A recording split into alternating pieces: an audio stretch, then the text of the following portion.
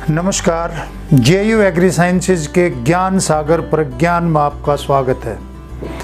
आज के कृषि संदेश की शुरुआत करते हैं 2 1-1 मिनट की वीडियो से। देखें। किसान भाइयों नमस्कार। यदि कोई ऐसा प्रबंध हो जाए कि हमारी फसल में पौधों के नीचे यूरिया खाद की छोटी छोटी फैक्ट्रियां लग जाएं, तो कैसा हो? मगर कैसे? आओ जानें। किसान भाइयों, हमें खेती में नाइट्रोजन की आपूर्ति के लिए जो रासायनिक खाद जैसे कि यूरिया डालने पड़ते हैं, उससे फायदे के साथ साथ नुकसान भी होता है। आपको फसल देखकर लगता होगा कि यूरिया डालने से फसल बिल्कुल हरी भरी हो जाती है, परंतु सच ये है कि इससे हमारी जमीन की ताकत कम होती जा रही है। किसान भाइयों, सबसे पहले हमें ये समझना होगा कि यूरिया की आवश्यकता क्यों पड़ती है।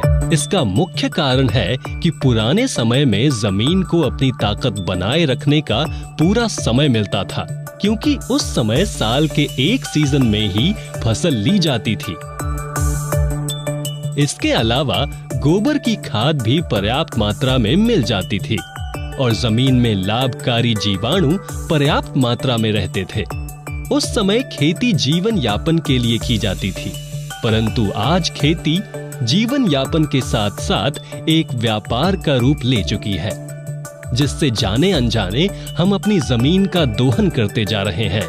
नतीजा, जमीन की ताकत दिन प्रतिदिन कम होती जा रही है।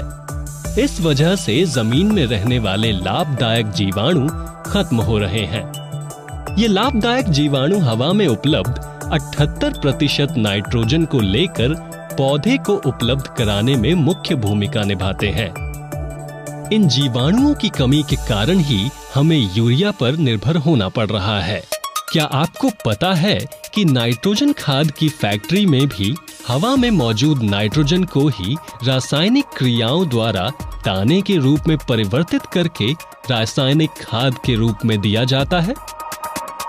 यदि कोई ऐसा प्रबंध हो जाए कि हमारी फसल में पौधों के नीचे छोटी छोटी यूरिया खाद की फैक्ट्रियां लग जाएं, तो हमें नाइट्रोजन के लिए रासायनिक यूरिया खाद की आवश्यकता कम पड़ेगी और मिट्टी मुस्कुराएगी।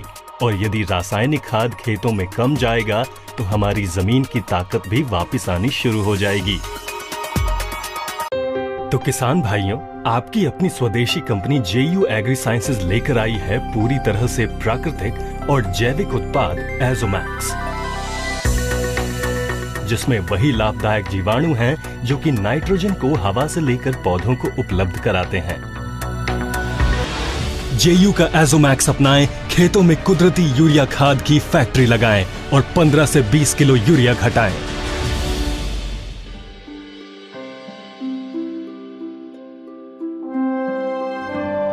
हम सभी जानते हैं कि फास्फोरस खाद जैसे कि डीएपी, एसएसपी या एनपीके भूमि में चलायमान नहीं होते। इसके कारण जो डीएपी खेतों में डाला जाता है, उसका केवल कुछ भाग ही पौधों को मिलता है, जो कि पौधों की जड़ों के पास होता है। जड़ों की पहुंच से बाहर का डीएपी जो फसलों को नहीं मिल पाता और मृदा में बचा रह जाता है, जो भूमि तथा भूजल को दूषित करता है और किसान की लागत भी व्यर्थ चली जाती है। रासायनिक फास्फेटिक खाद को कम करने का जेयू एग्री साइंसेज ने जैविक विकल्प खोजा है, जिसका नाम है इकोमैक्स। इकोमैक्स वेसिकुलर अर्बुस्कुलर माइकोराइजा है। ये एक मित्र फफूंद है। इसके हाइफा पौधों की जड़ों में एक जाल जैसी संरचना बनाते हैं। इकोमैक्स जड़ क्षेत्रफल को 200 गुना तक ज्यादा बढ़ाकर दूर दूर से पोषक तत्व और जल एकत्रित करके फसल को प्रदान करता है। इस तरह जो फास्फोरस व जल पहले पौधों की जड़ों से दूर था, वो भी फसल को मिल जाता है। इकोमैक्स का उपयोग रासायनिक फास्फोरस खाद की प्रयोग मात्रा को 30 से 50% तक कम करता है।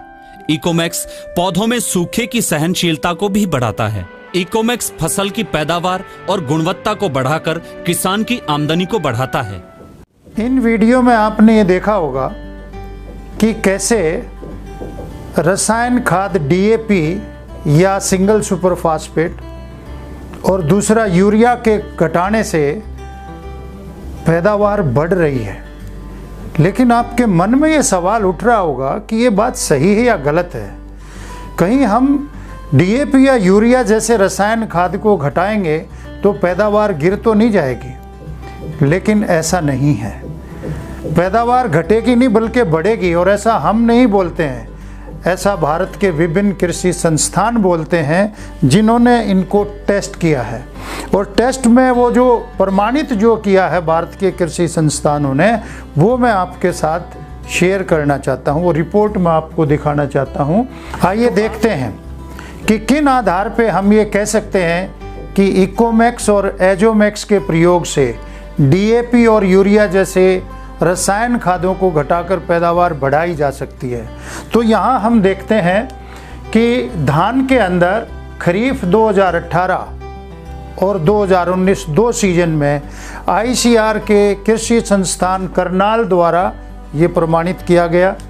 इसके बाद गेहूं की फसल में रबी 2012-13 और रबी 2018-19 और 19-20 यानी कि 3 सीजन में directorate of wheat research Karnal और आईसीआर के कृषि अनुसंधान करनाल द्वारा ये प्रमाणित किया गया।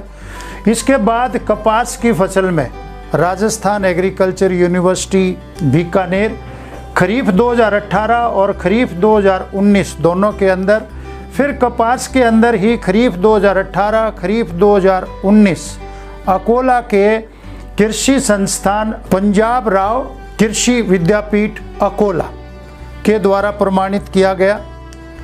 इसके बाद हमने देखा कि मूंगफली की फसल में खरीफ 2016 के अंदर राजस्थान एग्रीकल्चर यूनिवर्सिटी बीकानेर, फिर सोयाबीन में 2 सीजन खरीफ 2018 और खरीफ 2019 आईसीआर के soybean director research of soybean Indore के अंदर इसको प्रमाणित किया गया।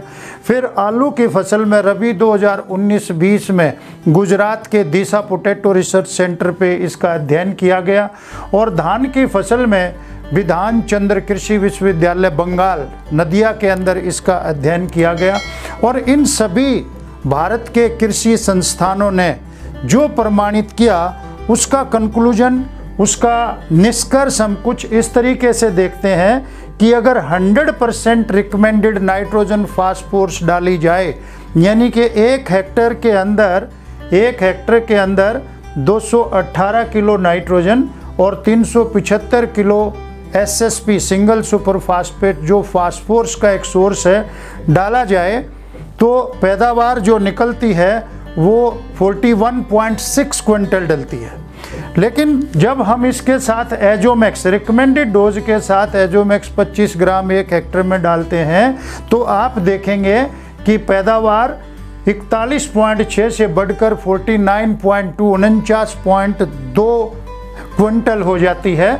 और अगर हम नाइट्रोजन घटा दें, यानी कि पूरा फास्फोरस और पोटास दें और नाइट्रोजन 75% डालें, तो हम ये देखते हैं कि पैदावार फिर भी, यानी कि नाइट्रोजन को घटाने के बाद भी 41.6 से 45.4 तक बढ़ जाती है। तो ये बड़ी इंटरेस्टिंग बात है कि यूरिया को 25% घटा के भी पैदावार बढ़ जाती है। अब देखते हैं कि फास्फोरस वाले खाद के साथ इकोमैक्स कैसे काम करती है।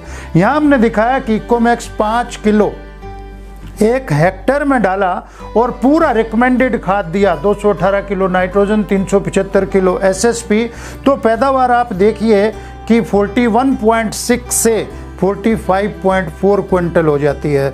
और बड़ा ही इंटरेस्टिंग वाकया ये है कि भी इकोमैक्स 5 किलो 1 हेक्टेयर में डाला, लेकिन फास्फोरस वाला खाद यानी कि डीएपी यानी कि एसएसपी को 40% घटा, यानी कि सिर्फ 60% हमने डाला। तो बहुत ही आश्चर्यजनक परिणाम मिले कि पैदावार 41.6 से 49.5 हो गई। तो इससे क्या हम कंक्लूजन निकालते हैं, क्या निष्कर्ष निकलता है कि फास्फोरस को घटा के और इकोमैक्स का प्रयोग करके, यूरिया को घटा के एजोमैक्स का प्रयोग करके, दोनों ही केस में पैदावार बढ़ती है, कम नहीं होती है। और ये हमारा नहीं कहना है, ये भारत के विभिन्न संस्थानों द्वारा ये प्रमाणित किया गया है। और इसको हम निष्कर्ष के तौर पे ऐसे देखते हैं कि एजोमैक्स और इकोमैक्स के प्रयोग से रसायन खाद घटाकर भी पैदावार बढ़ती है। कम रसायन वाला खाना हमारी सेहत के लिए अच्छा है, वो हमें मिलता है, और मिट्टी भी उपजाऊ और स्वस्थ रहती है।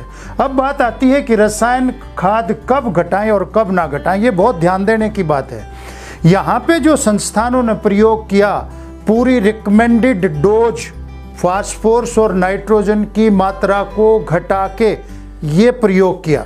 लेकिन हमारे बहुत सारे किसान भाई पहले ही कम मात्रा में प्रयोग करते हैं, तो ये जरूर ध्यान रखें, अगर आप डीएपी का प्रयोग अगर आधा बैग 1 एकड़ में या उससे कम क्वांटिटी डाल रहे हैं तो आपको घटाने की ज़रूरत नहीं है। लेकिन इकोमैक्स जरूर डालना है, क्योंकि इकोमैक्स डालने से जो खाद आपने पहले ही कम दिया है वो फसल को अच्छी तरीके से मिलेगा, तो फसल को पूरा खाद मिल जाएगा। तो ये जरूर ध्यान रखें, डीएपी या एसएसपी वहीं घटाएं जहां आप रिकमेंडेड डोज डाल रहे हो। रफली 1 बोरा 1 एकड़ से अगर ज़्यादा, 1 बैग 1 एकड़ से ज़्यादा डालते हैं तो 40% घटाएं। आधा बैग या उससे कम डाल रहे हैं तो फिर बिल्कुल ना घटाएं, फिर उतना ही डालें, साथ में इकोमैक्स का प्रयोग करें। लेकिन यूरिया हम जाने अनजाने में मोस्टली यानी कि 99% लोग ज़रूरत से ज़्यादा इस्तेमाल करते हैं, उसको ज़रूर आप घटा सकते हैं। सिर्फ 10 ग्राम 1 एकड़ में एजोमैक्स के प्रयोग करने से हम आधा बैग यूरिया का घटा सकते हैं। तो इस तरीके से हमने देखा कि कैसे इकोमैक्स और एजोमैक्स के प्रयोग से रसायन खाद यूरिया और डीएपी को घटा के भी पैदावार बढ़ा सकते हैं। तो आज के कृषि संदेश में इतना ही। अगली बार मिलेंगे नए कृषि संदेश के साथ। हमारी YouTube चैनल को जरूर सब्सक्राइब कीजिए और समय समय पर नए कृषि ज्ञान को बढ़ाते रहिए।